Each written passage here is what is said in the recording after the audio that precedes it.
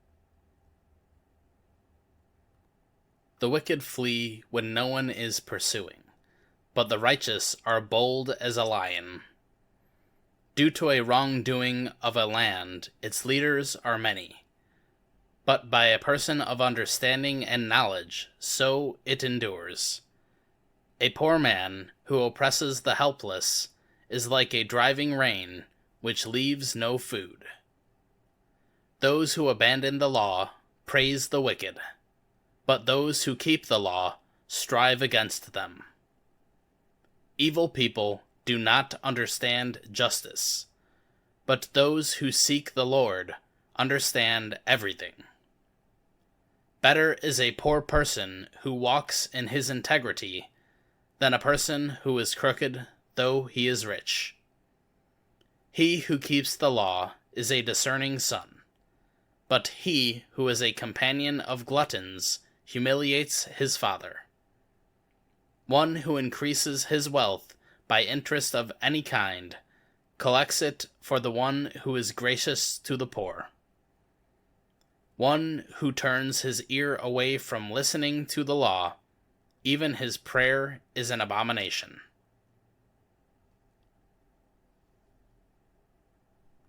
Psalm 64. Hear my voice, God, in my complaint. Protect my life from the dread of the enemy. Hide me from the secret discussion of evildoers, from the restlessness of the workers of injustice, who have sharpened their tongues like a sword. They aimed bitter speech as their arrows, to shoot from concealment at the innocent. Suddenly they shoot at him, and do not fear. They make firm for themselves an evil purpose. They talk of setting snares secretly. They say, who can see them? They devise evil injustices, saying, we are ready with a well-conceived plot. For the inward thought and the heart of a person are deep, but God will shoot an arrow at them. Suddenly they will be wounded, so they will make him stumble. Their own tongue is against them. All who see them will shake their heads. Then all people will fear, and they will declare the work of God, and will consider what he has done. The righteous person will be glad in the Lord, and take refuge in him, and all the upright in heart will boast.